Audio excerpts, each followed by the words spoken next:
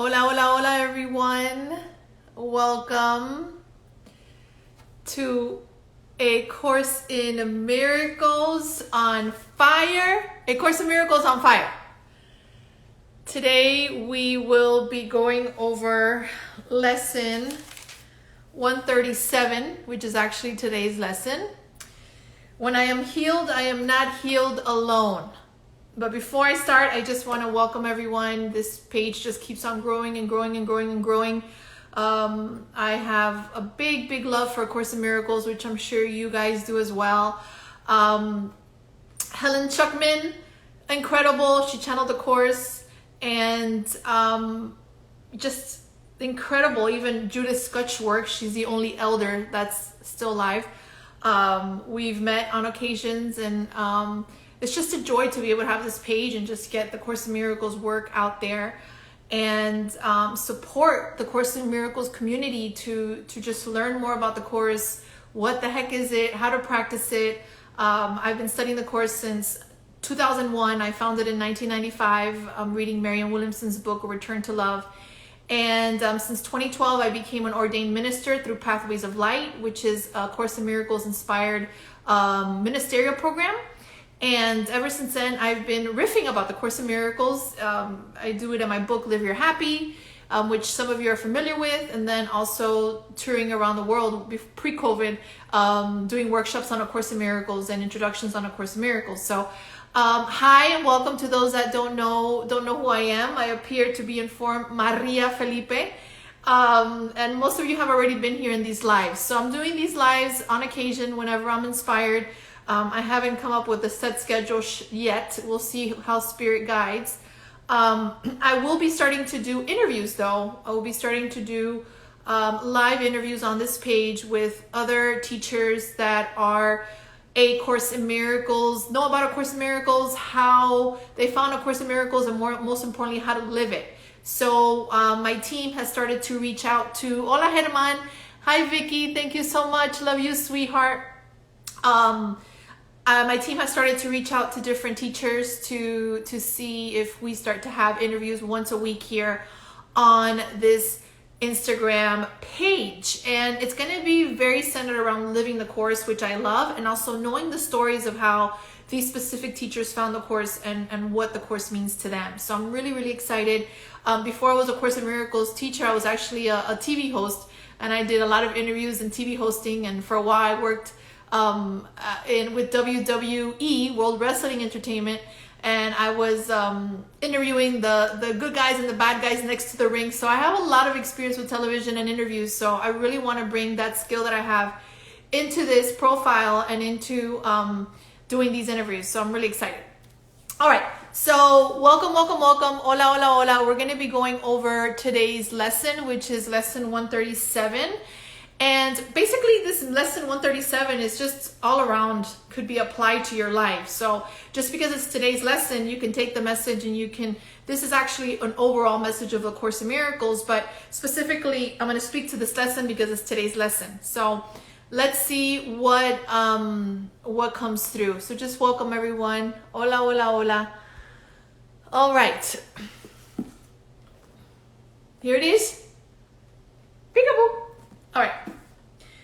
137, when I am healed, I am not healed alone. When I'm healed, I'm not healed alone. And then it says here, today's idea remains a central thought on which salvation rests. For healing is the opposite of all the world's ideas, which dwell on sickness and on separate states. Sickness is a retreat from others and shutting off of joining. It becomes a door that closes on a separate self and keeps it isolated and alone. Okay? What is that saying? What? No capisci. Don't understand. Sometimes we'll read these lessons and we'll be like, what is it saying, right? So let's just get honest about that. Then it says, sickness is isolation, for it seems to keep one self apart from all the rest, to suffer what the others do not feel. It gives the body final power to make the separation real and keep the mind in solitary prison. Okay?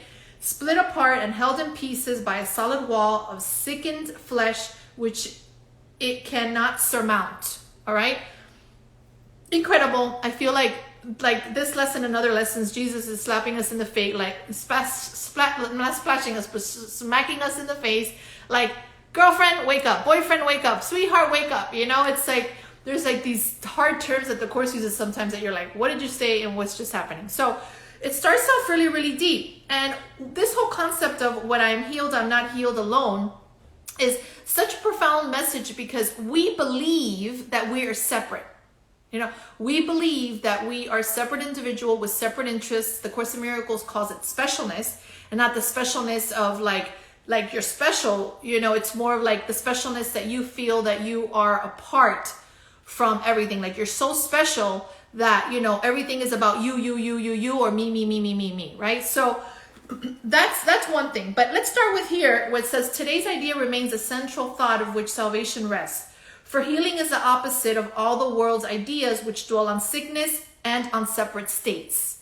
So separate states. So we experience this world of duality as separated. We feel that everything is separated, and we really live that way. We feel like somebody's really hurting us. We become victims of the world that we see. We believe that our partners are the cause of our suffering. We believe that our family, our parents are the cause of our suffering, because it surely seems that way, and it surely feels that way. Right? It really does. And I want to speak to that, because being in a body and experiencing myself in a body, it seems like all of my beliefs and everything I think is true.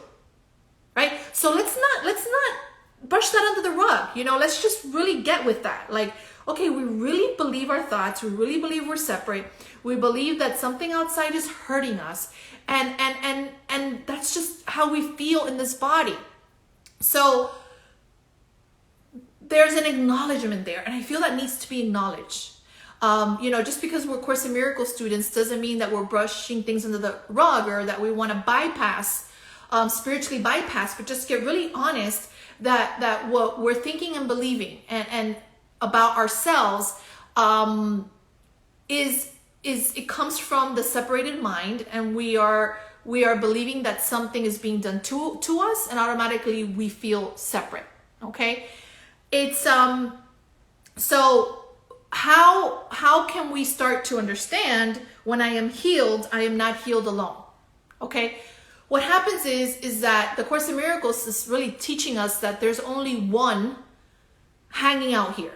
You know, there's only one hanging out here, and that's you, right?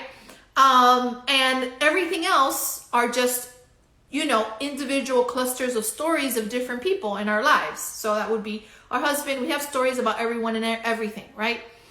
So when I am healed, I'm not healed alone. What that means is that you're healed when you have true perception, and you're not healed alone, because what you perceive to be your brother, the story about your brother's healed.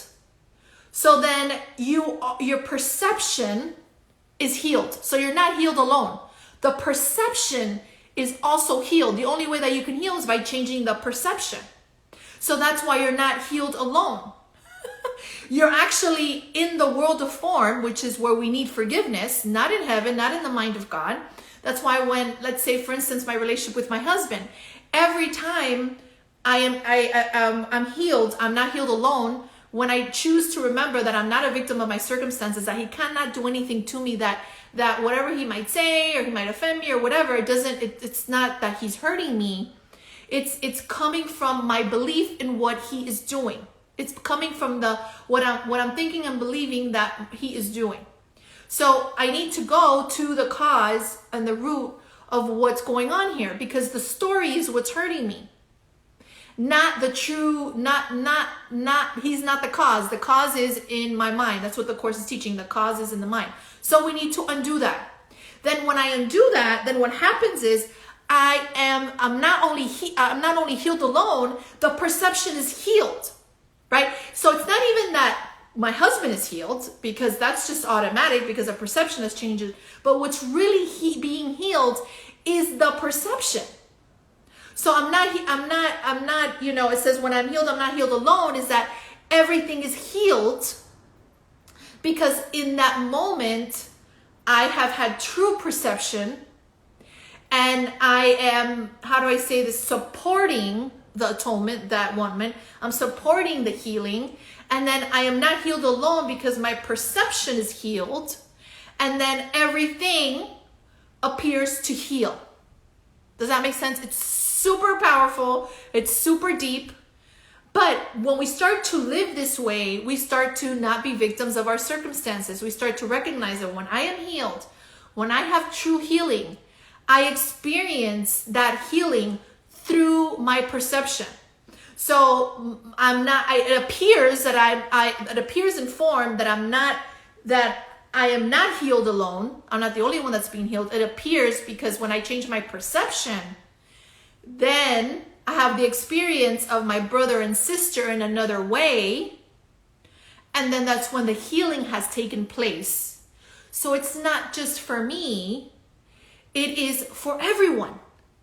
That is the beautiful part. So when you think about healing, and when you think about you want to have a grudge, and when you think about you want to be a victim of your circumstances, or you want to think about really believing that your brother and sister are the cause of your problems, it's not bad or good. It's just a dissociation. It's a forgetting. It's an egoic thought system, which is not bad. And I always urge everyone to be super gentle with yourself when you're studying the course. You know, be very gentle, be very loving, be very kind with the teachings of, you know, it's hard. It's very radical. It's upside down thinking. It's not what we've been taught.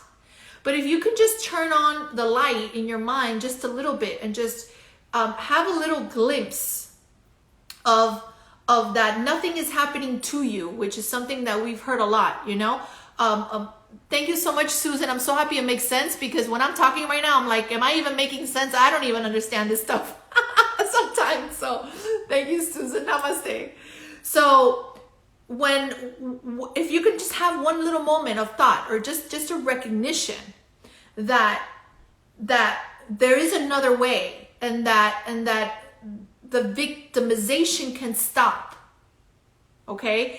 And when the victimization stops, and when you realize that you're not at the effect of things, you'll start to be very empowered, and you will start to have healings happen, because you're changing your perception, and you're not healed alone, because all of your perceptions and all your stories of everyone and everything are also changing. So the collective, what appears to be this world of form, the collective of your life, and all the individual personalities in your life, let's call them all the actors in your life that, you know, are working for you. Everyone that's in your life is a conduit for your healing, whether you believe it or not. And they piss you off, it's all a conduit for healing. These family members, these relationships are just giving us everything we need so we can have self-realization. And sometimes it's hard to see it that way, because we really believe that something is happening. You know, we really believe that we're separate. We really believe that we're victims of the circumstances. So what we can do is that we can step back. What's going on, honey? Just getting my wallet. Oh, okay. We have my husband's coming in. I was like, all right, sweetie. So what we can do is that we can go ahead and step back and begin to take responsibility, and see that all these like individual little stories that we have made up, the ones that are hurtful, right? The ones that make you suffer, those stories are collective little stories that we have about so many different people in our lives. When you start to perceive them differently, there's a healing that happens. And the healing is not just yours. The healing is a perceptual healing of everyone and everything. Jessica says, I love your easy way of explaining this. Thank you, Jessica. I'm happy it sounds easy, because I'm talking right now and I'm like, oh my God, this is so deep. But I feel like when I just start talking, it just starts coming out and it starts to make sense. So thank you for that. All right. So when I am healed, I am not healed alone. That's what that means. Okay. Because we believe that we're separate individuals with separate interests. When we start to recognize that there's no separation, and that everything outside is just mirroring to you what's on the inside, you start to have a more of a compassionate way of being and letting go of the victimization little by little. Is sexual abuse healing? Linda, thank you so much for that question. Well, the Course is teaching us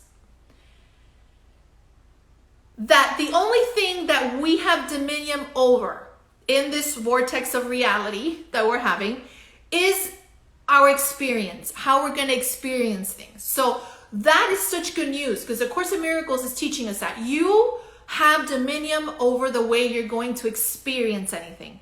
And that it could be sexual abuse, that can be a car accident, that could be health issues. I have a lot of people that I work with that have cancer related issues, addictions. So all of these things, of course, can have a sense of healing, because when you start to experience them, because the Course in Miracles is teaching us that we can experience them through fear or love, then if you are if sexual abuse happened, or let's say a health diagnosis has happened, the Course in Miracles is teaching us we can perceive it through fear or love. So if we perceive it through love, there's a healing that takes place, because perception has changed from fear to love, and you're no longer a victim of the circumstances. The same thing with, drug addiction. You can experience it through fear or love, and through the perception of fear or love, and then you have forgiveness, and then there you have a healing.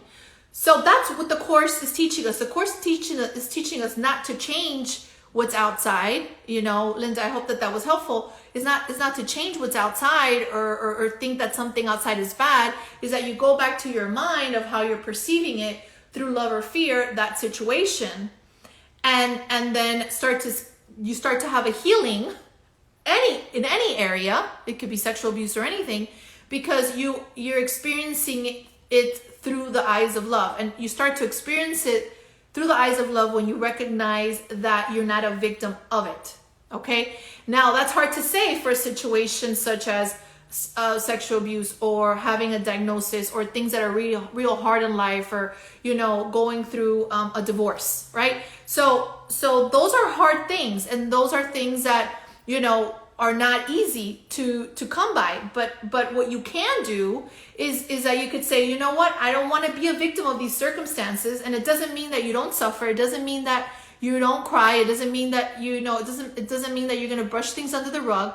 It's just that you're going to actively be willing. That's what the Course is teaching us, to come back to the Holy Spirit, to come back to our inner wisdom, to experience and see the situation differently, to continue to take responsibility in the situation, the responsibility of how you are perceiving it, ¿Cómo lo estás percibiendo? ¿Capisci? ¿Comprende? So that is where the healing takes place, and that is all across the board and everything in your life, right? How you are going to look at it. So sexual abuse anything is for the healing. Anything is for the healing when you're able to see that you are not a victim of it, regardless of what that it is.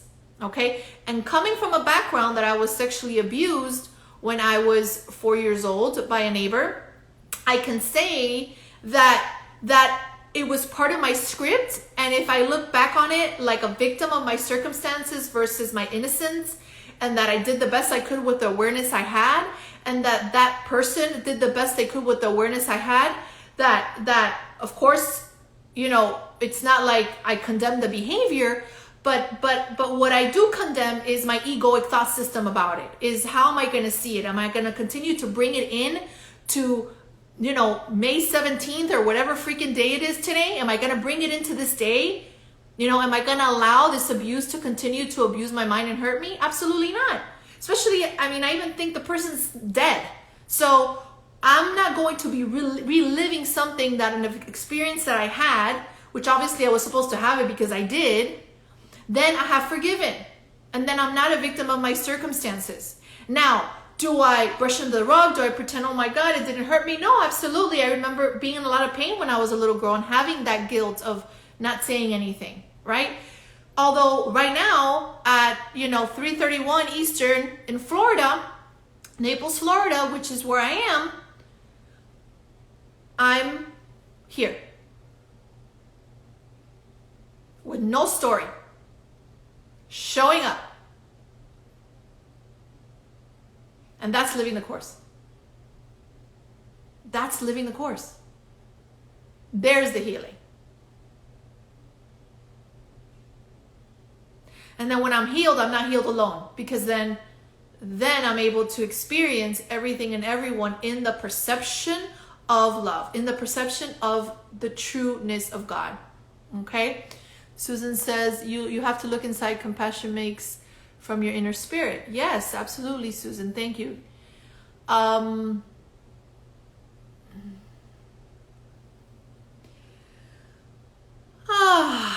right, I'm gonna wrap it up there. I think I'm gonna wrap it up there, or maybe I'm gonna just take a little sip of my Cuban coffee.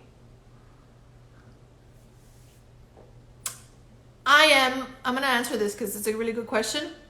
It says, can you explain how it works? How it works? This, I had to have it because it did. I did. Okay. Okay. So the statement is a statement of presence. The statement is a statement of acceptance. And most importantly, that statement is a message of non-victimization and an act of true kindness. Because that helps you to not get stuck in the problem. It helps you not to get stuck in the past. It's a statement of true forgiveness. True forgiveness, because forgiveness is recognizing the love you gave and you received in the past, and all else is an illusion.